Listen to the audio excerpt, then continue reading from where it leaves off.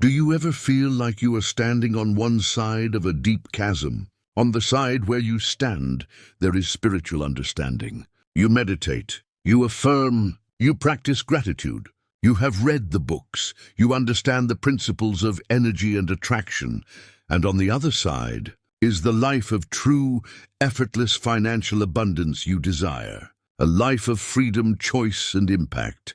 And yet no matter how much spiritual work you do, the bridge to cross that chasm never seems to appear. You may take a few steps forward, only to be pulled back by an invisible force. You might manifest a small, unexpected check, but your overall financial reality remains stuck. It's a quiet frustration, a secret pain. You start to wonder, does this work for everyone but me? Is there something I am missing? Is there a conflict between my soul's purpose and my desire for wealth? The answer is yes. There is something you are missing, but it is not another technique. It is not another affirmation. It is the hidden resistance, the unconscious inner saboteur that agrees with your old story of scarcity, even as your conscious mind is begging for abundance. This audiobook is the map to find that saboteur. But we are not going to fight it. We are going to perform a sacred act of alchemy. We are going to transmute it, to turn the lead of your deepest financial fears into the gold of your highest potential. If you are ready to stop chasing and start becoming, let this audiobook be your guide. And if you wish to continue this journey of alchemical transformation with us, ensure you have subscribed to our channel and turned on notifications. Our work together is only just beginning. Let us begin. Chapter 1. The Anatomy of Resistance, Unmasking Your Inner Saboteur. Before we can transmute any substance, we must first understand its nature. And so our journey begins not with action, but with awareness. We must come to understand this invisible force we call resistance. What is it truly? Where does it come from? And how does it operate in the shadows of our financial lives? Inner resistance to wealth is the sum total of every subconscious belief, unprocessed emotion, and energetic loyalty that contradicts your conscious desire for more. It is the part of you that, for reasons of safety, identity, or past pain, believes that being wealthy is dangerous, unspiritual, or simply not for you. Think of it like this.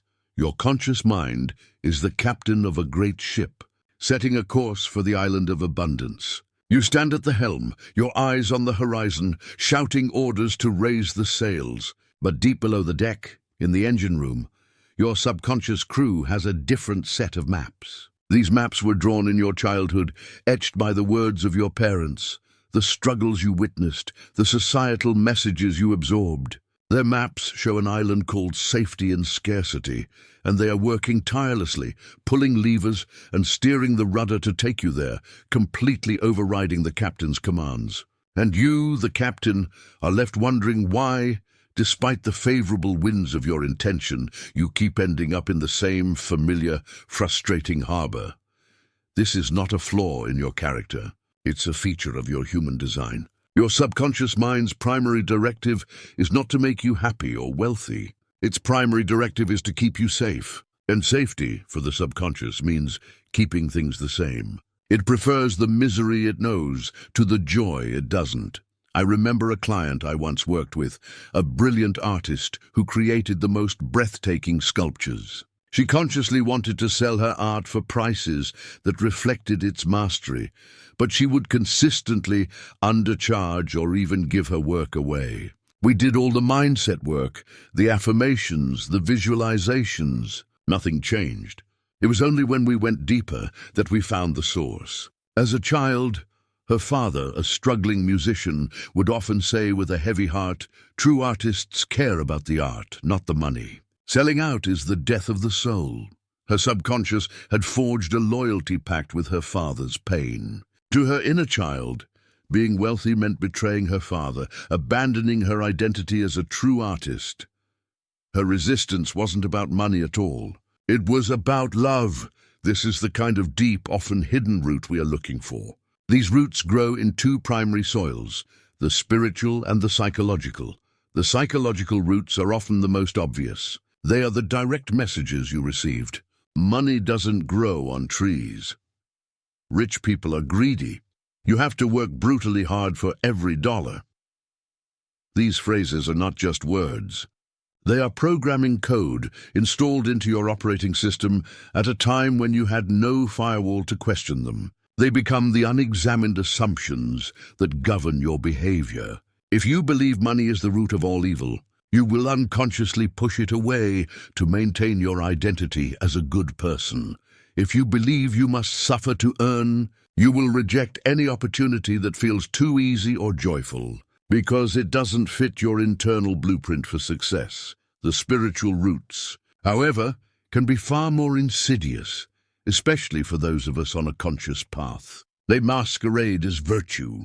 This is the subtle belief that poverty is holy, that desire is impure, that wanting material wealth is a distraction from your spiritual purpose. We absorb these ideas from distorted interpretations of ancient texts, from cultural narratives that glorify the starving artist or the ascetic monk. And so we create an inner conflict, a spiritual civil war. One part of us yearns for the freedom and impact that wealth can provide, while another part judges that very desire, creating a paralyzing energetic stalemate. You cannot attract what you simultaneously condemn. The universe receives a mixed signal, a prayer for abundance whispered with an apology for asking, and it responds to the vibration of the apology, not the prayer. How do you know if this invisible resistance is active within you? The signs are often subtle, masquerading as circumstance. The most common sign is self-sabotage. You get a brilliant idea for a business, but you never write the business plan. You are offered a promotion, but you find a reason to turn it down or miss the deadline to apply. You finally save a significant amount of money, and suddenly an unexpected emergency appears to drain the account right back to its familiar, safe level. This isn't bad luck. It's your subconscious crew in the engine room, pulling the emergency brake because the ship is sailing into uncharted, dangerous waters. Another sign is chronic procrastination around financial matters. You avoid looking at your bank statements. You put off sending invoices. The idea of learning about investing feels so overwhelming that you just don't. This isn't laziness. It is an emotional avoidance strategy.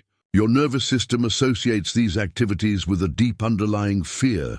Fear of not having enough, fear of having too much and not knowing how to handle it, fear of being judged, fear of failure. Procrastination is simply the symptom of a deeper energetic block. Then there is the persistent upper limit problem. Your income rises to a certain level, and then it hits an invisible ceiling. No matter what you do, you cannot seem to break past it. You get a raise at your job, and your car breaks down. You land a big client and two small ones leave. This is your internal financial thermostat. Your subconscious has a set point for how much wealth it deems safe for you to have. The moment you exceed it, the system kicks in to cool things down, bringing your reality back to the familiar temperature. Perhaps the most painful sign is the feeling of guilt or unease when you do receive money. Instead of pure joy and gratitude, there is a flicker of anxiety. Do I deserve this? I should give some of this away immediately. I hope I don't lose it. This is a clear signal that your nervous system is not yet wired to hold the energy of abundance. You are receiving a gift, but your hands are shaking, afraid you will drop it. The pain of this stagnation is immense. It's not just about the lack of money. It's the erosion of self-trust. You begin to doubt the spiritual principles you hold so dear. You see others succeeding and wonder what is wrong with you. It creates a feeling of powerlessness, a sense that you are at the mercy of external forces, when in fact, the war is being waged entirely within, and that is why awareness is the first, most crucial step in our alchemical process. We are not digging for these roots to judge them or to blame our parents or society. We are doing it to bring them into the light. Because a shadow once illuminated is no longer a shadow. A hidden program once seen is no longer in control. In alchemy, the first stage of creating the philosopher's stone is called nigredo, the blackening. It is the process of breaking down a substance to its chaotic primal state. It's about confronting the darkness, the rot, the decay. This is what we are doing now. We are bravely looking into the engine room of our own minds, at the outdated maps and the fearful crew. We are not shouting at them. We are not firing them. We are simply turning on the light. So, for the remainder of this chapter, I invite you to become a gentle observer of your own life. When you think about money, what is the very first feeling that arises? When an opportunity for more comes your way, what is the quiet voice that whispers in your ear? When you see a wealthy person, what is the immediate, unfiltered judgment that flashes through your mind? Don't try to change it. Don't try to fix it. Just notice. Your only task right now is to see, because in the alchemist's gaze, the act of seeing is the beginning of all transformation. The saboteur, once unmasked, begins to lose its power. Its invisibility was its greatest weapon, and you have just taken it away. Chapter 2. The Alchemist's Gaze, the Principle of Mindful Identification. In the last chapter, we turned on the light in the engine room. We acknowledged the existence of an inner resistance, a saboteur running on old programming. Now we begin the true alchemical work, and it starts with a principle that may seem counterintuitive. It is the principle of mindful identification. This is not about fighting your resistance. It is not about using affirmations to paper over the cracks of your doubt. It's about learning to see the patterns of resistance with such clarity, compassion, and neutrality that they begin to dissolve under the power of your focused awareness. It is the difference between being in the storm and being the calm, unshakable sky that holds the storm. The pain of stagnation comes from being fused with your resistance. When a thought like, "I'll never be able to afford that," passes through your mind, you believe it. You identify with it. It becomes I, and your body reacts accordingly. Your shoulders slump, your stomach tightens, your energy deflates. The thought has become your reality because you have given it your power of belief. Mindful identification is the process of creating a space between you, the true you, the conscious observer, and the thought pattern. It's the shift from saying, "I am afraid," to "I notice a feeling of fear arising within me." Do you feel the difference? In the first statement, you are the fear. In the second, you are the conscious presence aware of the fear. This small shift in language reflects a monumental shift in consciousness. Is the reclaiming of your power. Let's get practical. How do we cultivate this alchemist's gaze in our daily financial life? The first step is to become a sensation detective. Your body is the most honest messenger of your subconscious mind. It cannot lie. Long before a limiting belief becomes a conscious thought, it manifests as a physical sensation. I want you to try a small thought experiment with me right now. Close your eyes if it feels safe to do so. Now I want you to imagine opening your banking app on your phone. See the numbers on the screen. What is the very first physical sensation you feel? Is it a tightening in your chest? A clenching in your jaw? A hollowness in your stomach? A slight tension in your neck? Don't judge it. Don't name it good or bad. Just notice it. Pinpoint its exact location in your body. That sensation, that is the physical signature of your current money story. It is the entry point. Now let's try another. Imagine receiving an email informing you that $10,000 has been unexpectedly deposited into your account. A gift, no strings attached. Before you allow the conscious mind to celebrate, scan your body again. What's the first sensation? Is there excitement? Yes, perhaps on the surface. But is there also a flicker of something else? A subtle jolt of anxiety in your solar plexus? A sudden urge to check that it's real, a feeling of disbelief? A tightness that says, "This is too good to be true. When will the other shoe drop?" That sensation, that is the signature of your upper limit. It is your nervous system telling you this level of receiving is unfamiliar and therefore potentially unsafe. This practice of tracking sensations is your primary tool. Throughout your day, whenever you engage with money, pulling out your wallet, paying a bill, discussing a salary, I invite you to take one conscious breath and ask, "What am I feeling in my body right now?" This is step 1 of the alchemical approach, mindful identification of resistance patterns. You are no longer letting the program run on autopilot. You are actively observing its operation.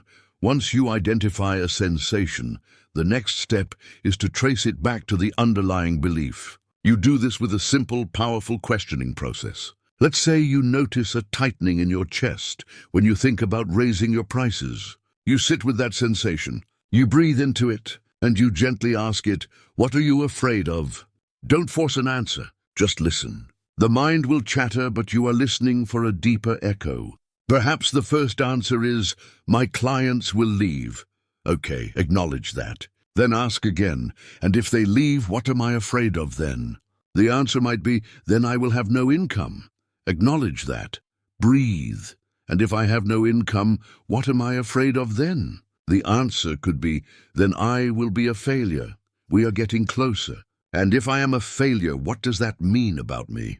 And then the core belief might surface, raw and vulnerable.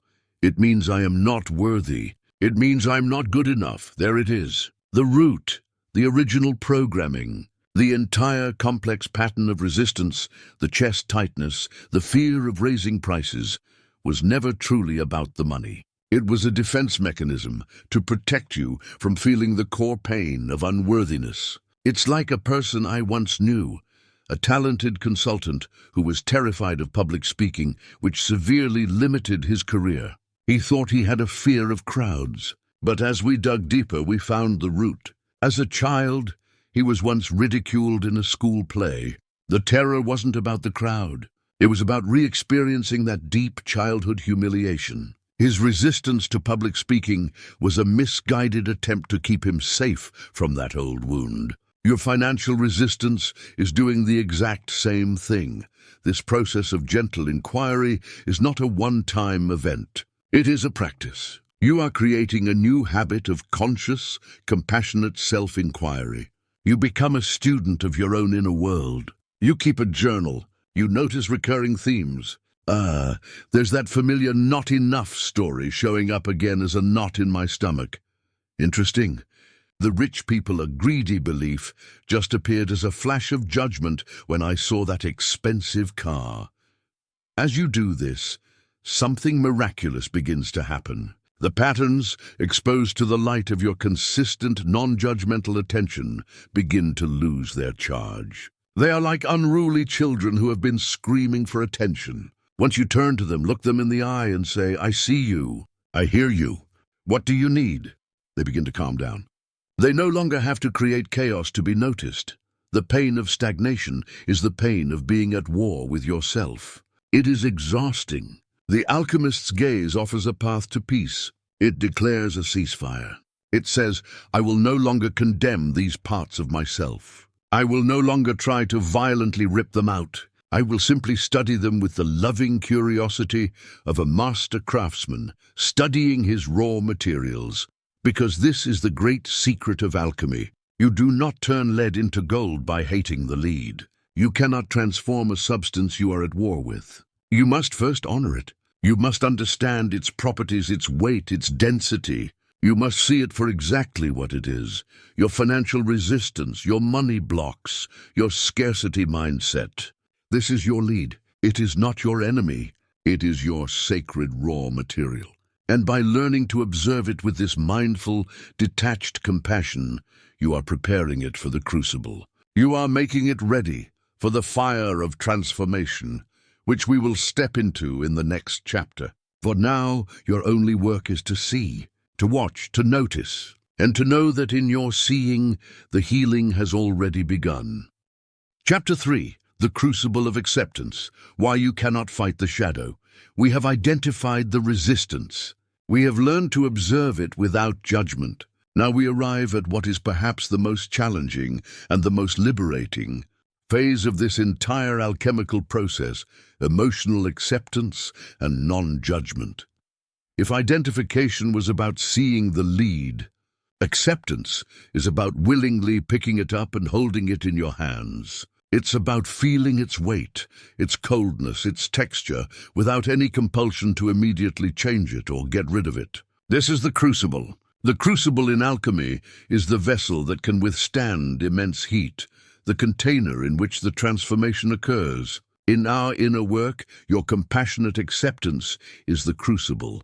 The universal human instinct when we encounter a painful emotion or a limiting belief is to do one of three things: fight it, flee from it, or freeze. This is the survival response. If you feel the fear of financial insecurity, you might fight it by working 80-hour weeks, trying to outrun the fear through sheer force of will, the hustle mentality. You might flee from it through distraction, binge-watching television, overspending on credit cards, anything to numb the uncomfortable feeling. Or you might freeze, paralyzed by indecision, unable to make any financial moves at all. All of these are forms of resistance to the resistance. And what you resist persists. It's a fundamental law of energy. When you push against a force, it pushes back with equal and opposite force. Fighting your fear of scarcity only makes it stronger. It's like trying to drown a monster that feeds on your struggle. The more you fight,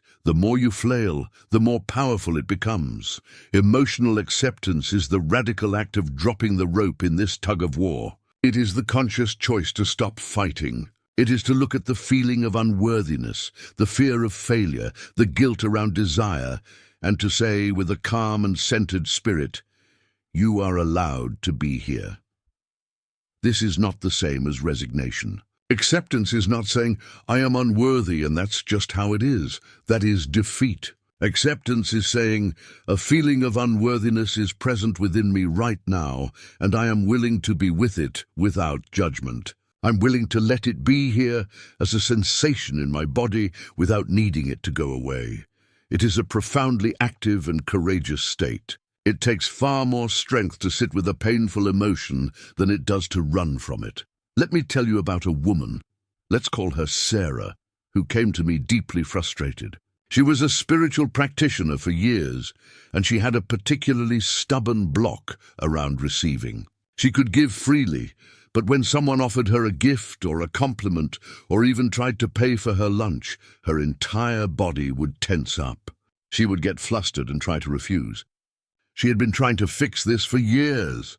She would stand in the mirror and affirm, "I am a gracious receiver. I'm open to abundance." But every time a real-world situation arose, the old pattern would take over, leaving her feeling like a fraud. I asked her to stop the affirmations. They were a form of fighting.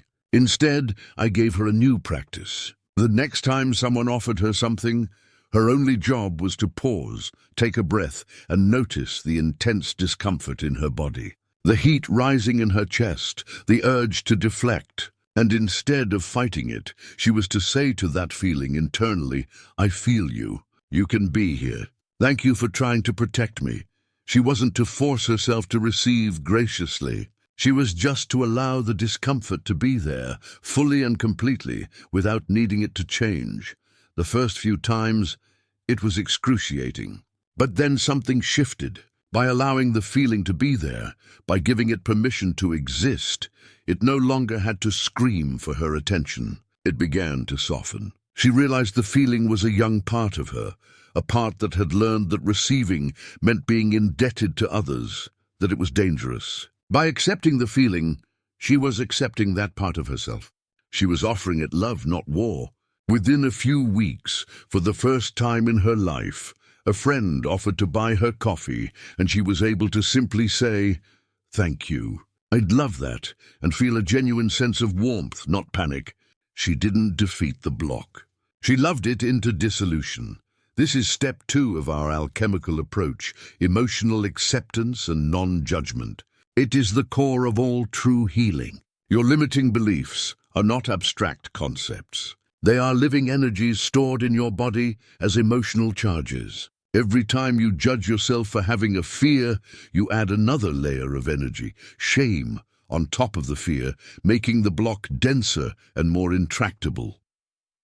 So, how do we practice this? It starts with the body. When you use the technique from the last chapter and identify a sensation of resistance, that tightness in your gut, that clench in your jaw, the practice is to breathe into it. Imagine your breath is a warm, golden light. On the inhale, you gather your awareness. On the exhale, you send that warm, golden light of acceptance directly into the sensation.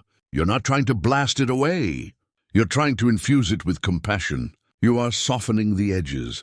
A powerful mantra to use during this practice is the simple phrase, this, too. When the fear of looking at your bills arises, you place a hand on your heart and whisper, this, too. This feeling is allowed. When the guilt of wanting more money creeps in, you place a hand on your stomach and say, this, too. This guilt is welcome to be here. You are cultivating a state of radical inclusion. No part of your experience is exiled. Every emotion, every thought, every sensation is welcomed into the compassionate space of your awareness. This practice is the ultimate pattern interrupt. Your nervous system has been conditioned for decades to react to these triggers with fight or flight. By consciously choosing to meet them with acceptance, you are rewiring your brain. You are teaching your body on a cellular level that you can be with these uncomfortable feelings and survive. The fear was always that the feeling itself would annihilate you. By sitting with it, you prove to your subconscious that it is just a sensation. It comes, and with acceptance it goes. This is why the hustle culture can be so damaging to true prosperity. It is built on the foundation of resistance. It tells you to crush your fears, to dominate your doubts. It is a philosophy of war. And while it may produce short-term financial gains, it often leads to burnout, anxiety, and a deep sense of inner emptiness, because the underlying wound has never been healed. It has only been suppressed by a relentless barrage of activity. The alchemist knows a deeper way.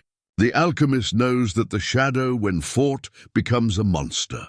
But the shadow, when embraced, reveals itself to be a frightened child holding a treasure. Your fear of scarcity is holding the treasure of true security. Your guilt about wealth is holding the treasure of conscious stewardship. Your feeling of unworthiness is holding the treasure of your infinite, inherent value. But you cannot receive the treasure until you are willing to compassionately embrace the child who is guarding it. This chapter is the heart of the journey. It is the turning point. All the work we have done and all the work we are about to do hinges on your willingness to stop fighting, to lay down your weapons, to create a safe inner space where your most wounded parts can finally come out of hiding.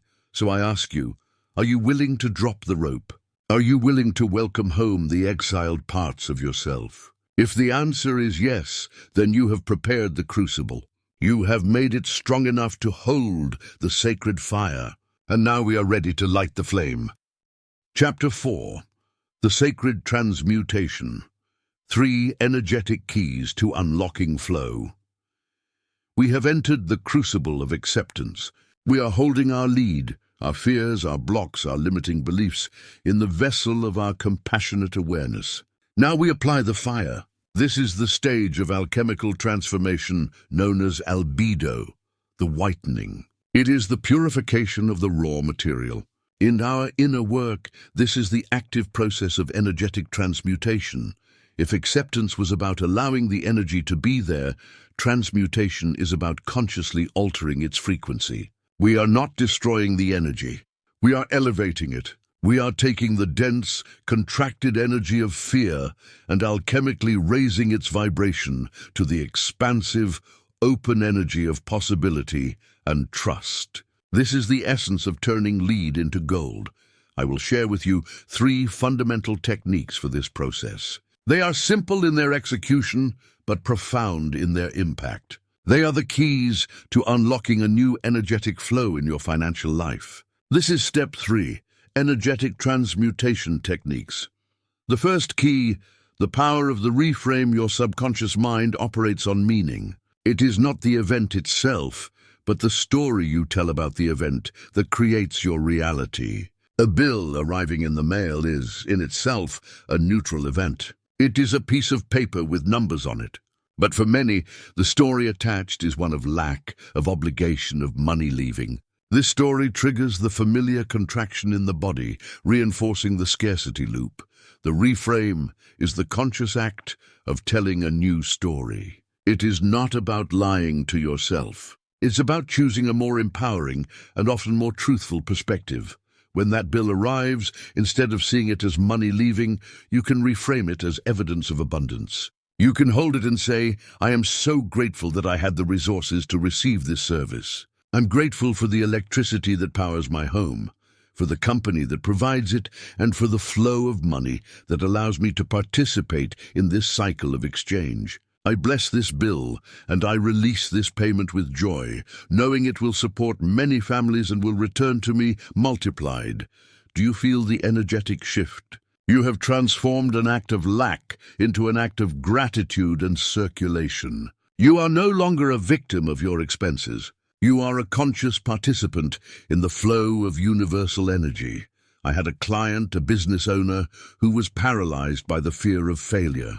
Every potential setback was seen through the lens of, this is the end. I'm going to lose everything. This story kept him small and risk-averse. His business stagnated. The transmutation key for him was to reframe failure as data. We worked on a new mantra. Whenever something didn't go as planned, instead of spiraling into fear, he would pause and say, this is valuable data. What is this teaching me? What is the pivot?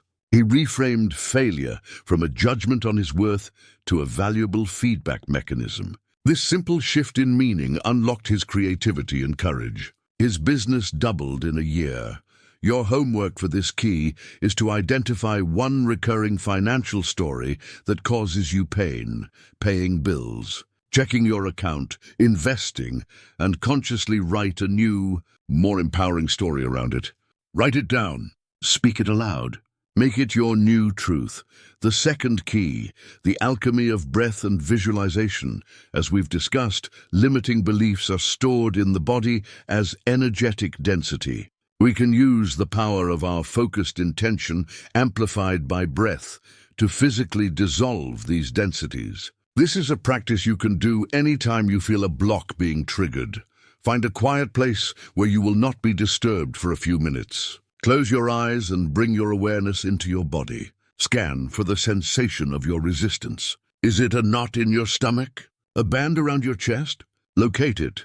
Now begin to breathe deeply into your belly. As you inhale, I want you to visualize that you are breathing in a brilliant, liquid gold light. See it as the pure energy of universal abundance. It is warm, vibrant, and alive. As you exhale, I want you to forcefully breathe out through your mouth, and as you do, visualize yourself breathing that golden light directly into the dense sensation in your body. See the light penetrating the knot, breaking it up, dissolving the darkness. See the density turning into smoke or dust and being carried out of your body with the exhale. Inhale the golden light of abundance. Exhale, sending that light to dissolve the block. With each breath cycle, feel the sensation loosening its grip. Feel it becoming lighter, more diffuse. You can pair this with a simple command. As you exhale into the block, say internally, dissolve, release, transform. You are acting as a conscious alchemist, using your breath and intention as the fire to purify the energy within your own physical vessel. Do this for 5 minutes and the shift will be palpable. You are not just thinking a new thought. You are creating a new feeling, a new somatic reality of flow and ease within your body. The third key, the ritual of energetic completion. Many of our money blocks are tied to the past. Past failures, past debts, past feelings of shame or regret. These events, if not energetically completed, leave open loops in our energy field, continually draining our present moment power. A ritual is a way of signaling to your subconscious mind that an old chapter is officially over. One of the most powerful rituals is the forgiveness and release fire ceremony. You will need a piece of paper, a pen, and a safe place to burn the paper. A fireplace, a fireproof bowl. Sit down and write a letter to money itself, or to a past version of yourself, or to anyone involved in a past financial trauma. On this paper, you will pour out all the pain, the shame, the resentment, the fear. Don't hold back. I'm sorry for wasting you. I resent you for not being there when I needed you. I forgive myself for that terrible investment. Write until you feel empty. Then, at the bottom of the page, you write these powerful words: I now release this story. I now release this energy. I now release these emotions across all time, space, and dimensions. I am complete. It is done. Read the letter aloud one final time, feeling the emotions as they pass through you. Then safely burn the paper. As you watch the paper turn to ash, visualize all of that dense, heavy energy from the past turning into light and smoke, being released from your field and returned to the universe as neutral energy. Feel the lightness in your being. You have just cut a major energetic cord to your past scarcity. These three keys, the reframe, the alchemy of breath, and the ritual of completion, are your practical tools of transmutation. They are not passive exercises. They require your active, conscious participation. If this feels like a lot, that's okay. It's supposed to. Transformation requires energy. But I want to remind you that you are not alone on this journey.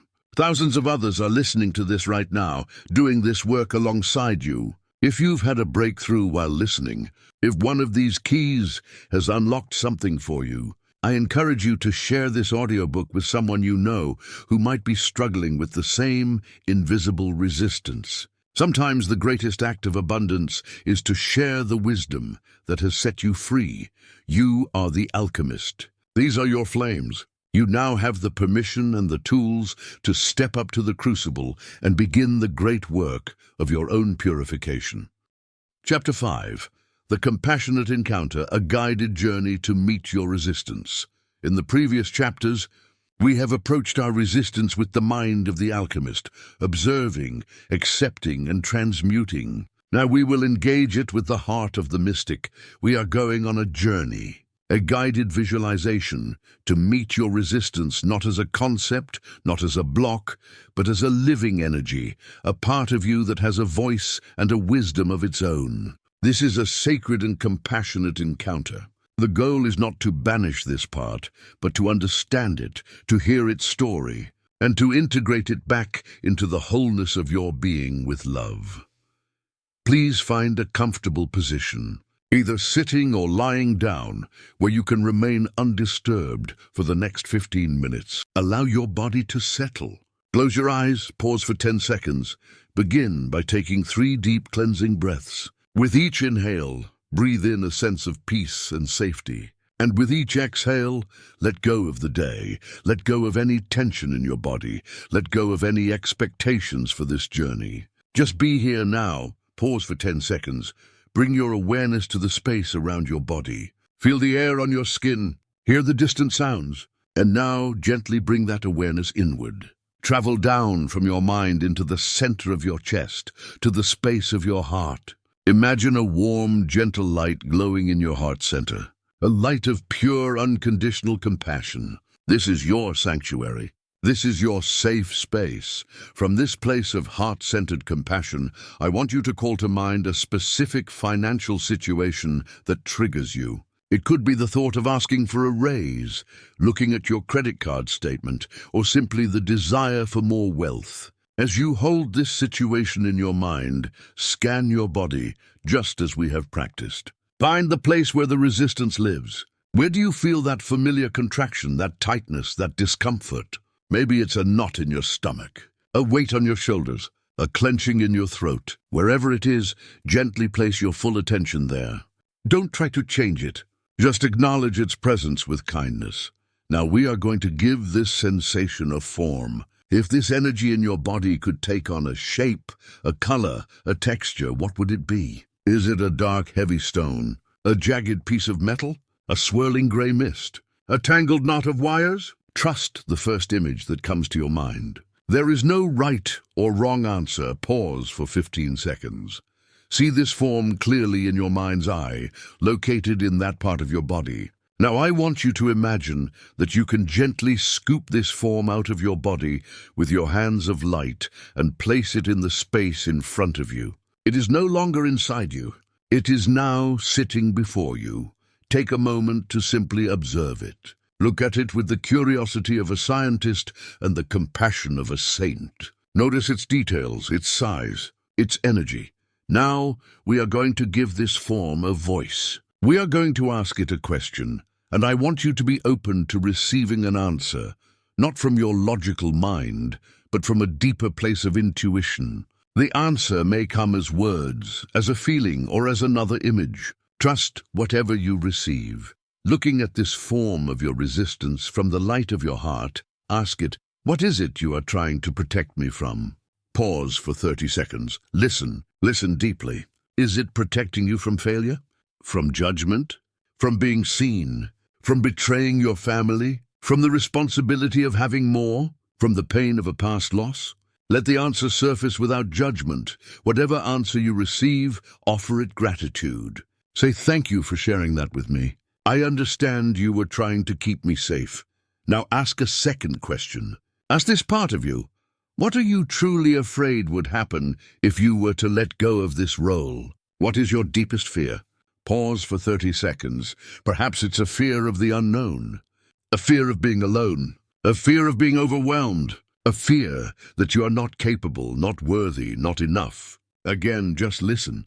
This is its deepest wound, the core reason for its existence. When you hear its fear, I want you to flood it with the compassionate light from your heart. See that golden white light pouring from your chest and surrounding this form. Don't try to fix its fear. Just offer it the unconditional love and acceptance it has been starving for. Let it know that you hear it, that you see it, and that its fear is valid. Now we will ask one final question. Ask this part of you. What is it that you truly need from me? What do you need to feel safe, seen, and loved, so that you no longer have to play this protective role in this way? Pause for 30 seconds. The answer might be simple. It might need to hear the words, I love you. It might need your reassurance that you will not abandon it. It might need your promise that you are strong enough now to handle the success it was afraid of. It might need forgiveness. It might simply need your attention on a more regular basis. Listen to its need, and if it feels right and true for you, make that promise to it now. Speak to it from your heart. Reassure it. I will not abandon you. I am here with you now. We can do this together. I am worthy. We are worthy. Pause for 20 seconds. As you offer this part of you what it truly needs, watch what happens to the form in front of you. See it beginning to change under the gaze of your love. See the jagged edges softening. See the dark stone beginning to glow from within. See the tangled wires untangling. You are not forcing it to change. Your love is the catalyst for its natural transformation. Watch as it transforms into something new. Perhaps it becomes a beautiful glowing gem, or a sphere of pure light, or perhaps it simply dissolves back into the light of your own heart. Whatever its new form is, it is now an integrated part of you, an ally, not a saboteur. Gently imagine taking this new transformed energy back into your body. Place it where the old resistance used to be. Feel this new vibration of wholeness, of peace, of inner alignment spreading throughout your entire being. Feel the space where the block used to be, now filled with light and potential. Take a final deep breath, anchoring this new feeling into every cell of your body. Know that you can return to this inner sanctuary and have this compassionate conversation any time you feel the resistance arise. It is always there, waiting for your love. When you are ready, gently bring your awareness back to the room. Wiggle your fingers and toes, and slowly, when you are ready, open your eyes. Welcome back, Alchemist. You have just performed one of the most sacred acts possible. You have healed a part of yourself with love. This is the foundation upon which all lasting abundance is built. Chapter 6. The Path of Inspired Action, Moving Beyond the Hustle Mentality. We have journeyed deep within. We have identified, accepted, transmuted, and integrated our inner resistance. The inner landscape has shifted. Now we must allow that inner shift to express itself in the outer world. This is the chapter on action, but it is a very different kind of action than you may be used to. This is the difference between force and flow, between hustle and inspiration. The hustle mentality is born from a place of fear and lack. It operates on the belief that your worth is determined by your productivity, that you must constantly be pushing, striving, and forcing things to happen, or else you will fall behind. It is the energy of fighting the river, of trying to swim upstream. It is exhausting, unsustainable, and it comes from the unhealed belief that you are not enough as you are, that you must earn your right to abundance through suffering and struggle. Inspired action, on the other hand, is born from a place of inner alignment and trust. It is the natural, effortless unfolding of your purpose. It is the energy of getting in the boat and allowing the current of the universe to carry you, using your paddle only to steer. Inspired actions feel light, energizing, and joyful. They often show up as a sudden intuitive nudge, a creative idea that downloads into your mind, a chance encounter that opens a new door. It feels less like work and more like play. So many spiritual seekers get stuck in one of two traps. The first is the hustle trap, where they try to apply brute force to spiritual principles, affirming frantically and visualizing for hours, trying to make the universe bend to their will. The second is the passivity trap, where they believe that if they just meditate enough and get their vibe right, money will magically fall from the sky without them having to do anything at all. The alchemical path is the middle way. It is the sacred dance between being and doing. We do the deep inner work to clear the channel, to heal our resistance, to align our energy with the frequency of abundance. This is the being part. Then we listen, we pay attention. And when the intuitive nudge comes, when the inspired idea strikes, we act on it, swiftly, decisively, without hesitation. This is the doing part.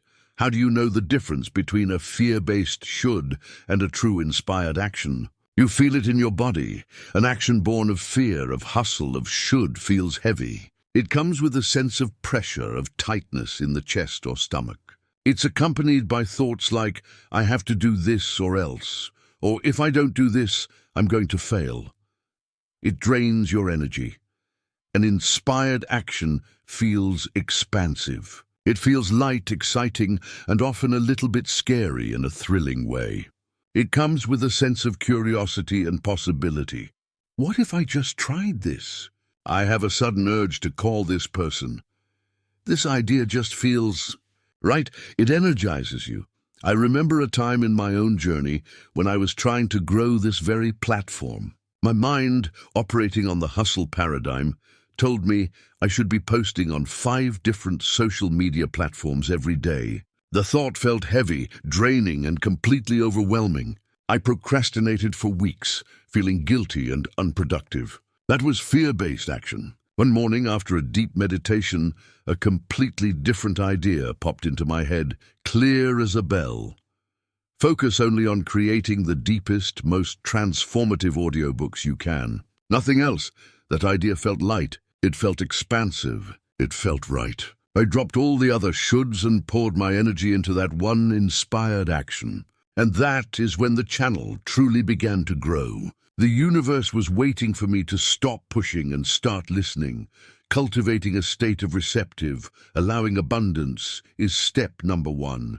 This is a practice. It involves creating space in your life for the whispers of inspiration to be heard. It means scheduling time for silence, for walks in nature, for journaling, for meditation. It is in these moments of non-doing that the most brilliant guidance for your doing will arise. If your life is filled with constant noise and busyness, you will miss the call.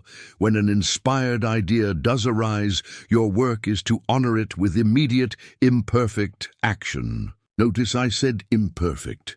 The resistance will often pop back up here, disguised as perfectionism. That's a great idea, but I need to do more research first. I'll write that book once I have the perfect outline. I'll start that business once I have more capital. This is just the saboteur in a new costume, trying to keep you safe in the harbor of inaction. The antidote is to take one small, physical step within 24 hours of receiving the inspiration. If the idea is to write a book, open a document and write the first paragraph. not the whole book, just the first paragraph. If the idea is to start a podcast, use your phone to record a 2-minute test episode. If the idea is to connect with a potential mentor, write and send the email. You are signaling to the universe, I heard you, and I am a willing co-creator. When you honor the universe's whispers, it begins to speak to you more loudly and more frequently. This aligns inspired action without the hustle mentality. You are not acting from a place of frantic energy. You are responding to a divine impulse. It is a dance. The universe leads, you follow. The universe presents an opportunity. You step through the door.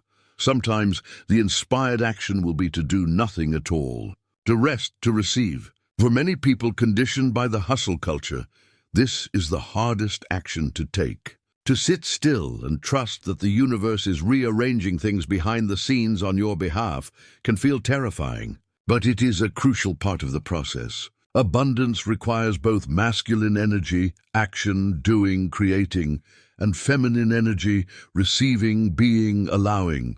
A sustainable, prosperous life requires a balance of both, so your practice in this chapter is twofold. First, create intentional space for stillness in your life, even if it's just 10 minutes a day. Turn off the phone, close the laptop, and just be. Ask the question, what is my next inspired step? And then listen. Second, when an idea arises that feels light and expansive, commit to taking one small, imperfect action on it within 24 hours. This is how you build a life of flow. You are no longer the lonely rower fighting the current. You are the master navigator, working in beautiful synchronicity with the river of life, allowing it to carry you effortlessly toward the ocean of abundance that has always been your destination. Chapter 7. The Currency of Worthiness, Forgiveness as the Final Catalyst. We have traveled far on this alchemical journey. We have cleared the channel and learned to act on inspiration. And now we arrive at the very heart of the matter, the bedrock upon which all lasting prosperity is built. Worthiness, abundance is not something you earn. It is something you allow.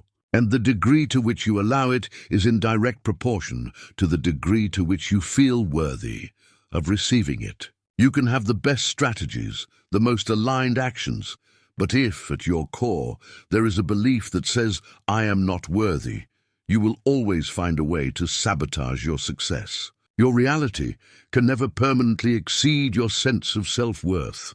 The feeling of unworthiness is the ultimate money block. It is the root from which all other fears and resistances grow, and it is healed through two of the most powerful spiritual practices known to humanity, forgiveness and the conscious cultivation of self-worth.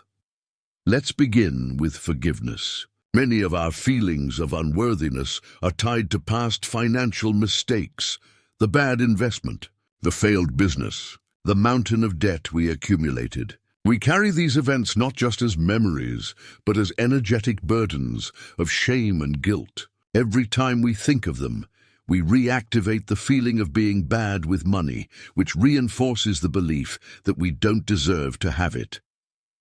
I want you to think about this carefully. You cannot create a prosperous future if you are energetically chained to a past of scarcity and shame. You must cut the cord, and the sword that cuts the cord is forgiveness.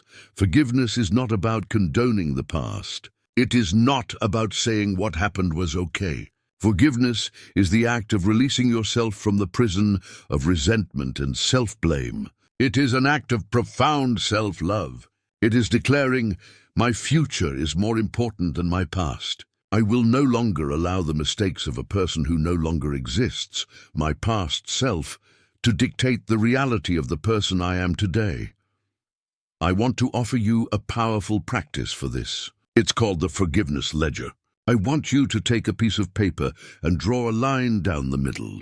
On the left side, I want you to list every financial mistake from your past that you still carry shame or regret about. Be brutally honest. No one will see this but you. The business that failed, the money you loaned that was never returned, the time you overspent foolishly. Then, on the right side of the page, next to each mistake, I want you to write what you learned from that experience. What was the gift in the wound?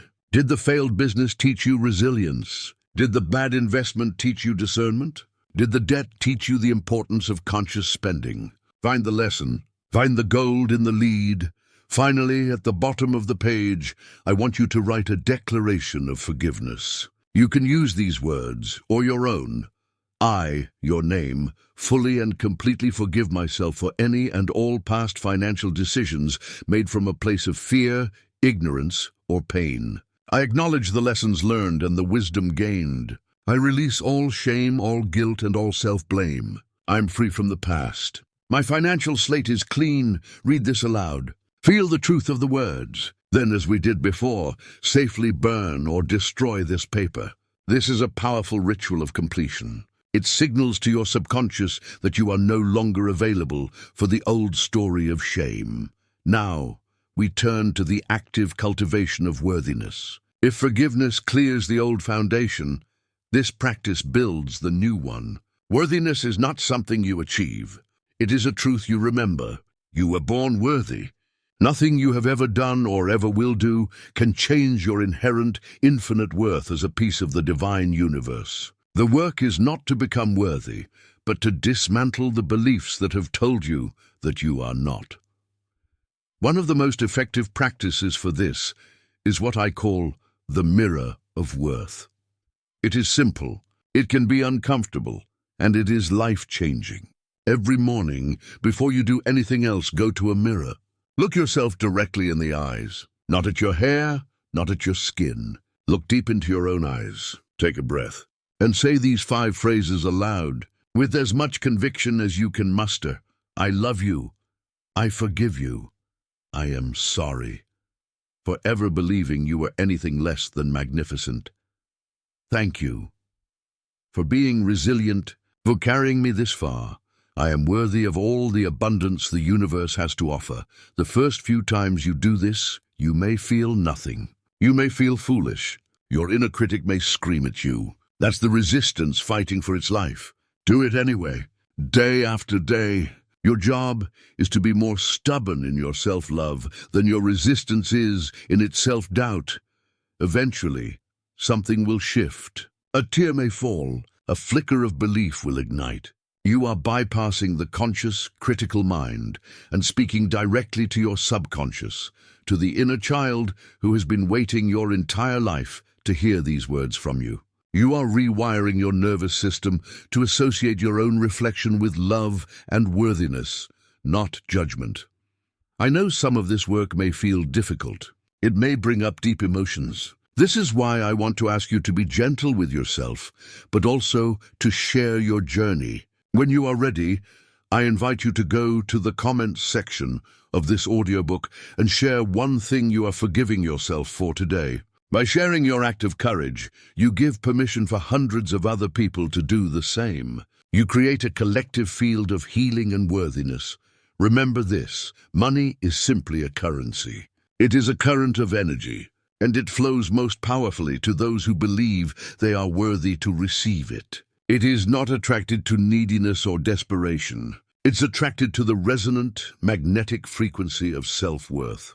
By forgiving your past and actively loving yourself in the present, you are not just healing your money blocks. You are becoming the person who no longer has them. You are becoming a vibrational match for the abundance that is your birthright.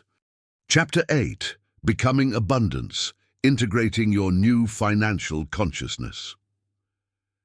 We have now reached the final phase of our alchemical great work. This is the stage known as rubedo, the reddening. It is the culmination, the successful creation of the philosopher's stone. It signifies the integration of all previous stages into a new, unified, and elevated state of being. This chapter is about how to live as this new person, how to maintain your transformed wealth mindset, not as a temporary state, but as your new normal. For the work does not end here. This is not a destination. It is a new way of walking. True abundance is not an amount in your bank account. It is a state of consciousness that you embody day in and day out. Integrating this new financial consciousness requires a commitment to new daily practices and a new way of perceiving the world. It's about making your inner transformation a lived, breathing reality. The first principle of integration is to anchor your new state through gratitude. But we must elevate our practice of gratitude. It is easy to be grateful for the good things when they arrive. The alchemist learns to be grateful before they arrive. This is the essence of living in the end result. You begin to cultivate a deep, cellular feeling of gratitude for the wealth that is already on its way to you, for the opportunities that are already lining up, for the solutions that are already in motion. Every morning, before your feet hit the floor, I want you to find 3 things you are genuinely grateful for in your financial life right now, no matter how small. I am grateful for the roof over my head. I'm grateful for the coffee I'm about to enjoy. I'm grateful for the internet, connection that allows me to learn and grow. This grounds you in the abundance you already have, shifting your energy from lack to appreciation. Then I want you to feel gratitude for one thing that has not yet materialized. I am so grateful and thankful for the new clients who are finding their way to me. I am so deeply grateful for the financial wisdom that flows through me, allowing me to manage my resources with ease and grace. Feel the emotion of it as if it has already happened. This practice calibrates your energetic frequency to the reality you wish to create. The second principle of integration is the conscious stewardship of financial energy. As your income and wealth begin to grow, and they will, it is crucial that you see yourself not as a hoarder of money, but as a conscious channel for it. Money is energy, and energy must flow. When it flows to you, you have a responsibility to direct its flow through you in a way that aligns with your highest values. This means creating a plan for your money that feels empowering, not restrictive. A budget, when viewed from a scarcity mindset, feels like a cage. A wealth plan, when viewed from an abundance mindset, feels like a blueprint for freedom. It's about consciously deciding where you will direct this flow. Some for saving, which is an act of self-love for your future self. Some for investing, which is an act of faith in a prosperous future. Some for spending with joy without guilt on things that nourish your soul. And some for giving, which is the ultimate declaration to the universe that you trust in its infinite supply, that you know there is more than enough. When you circulate money with conscious, joyful intention, you become a more powerful magnet for it. The third, and perhaps most important principle, is to protect your new consciousness fiercely.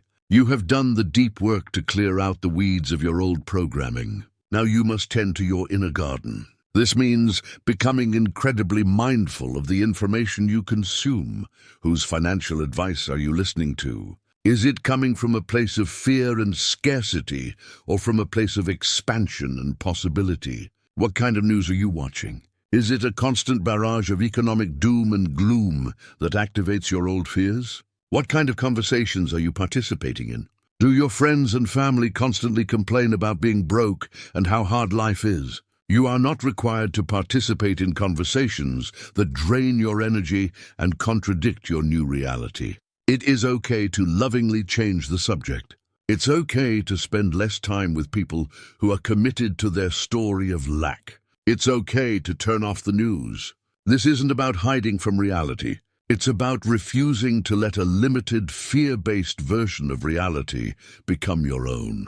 Curate your environment, your physical, social, and digital spaces to be a constant reflection of the prosperity consciousness you are embodying. I had to learn this myself. I used to engage in debates with skeptics, trying to convince them of these principles. It was draining.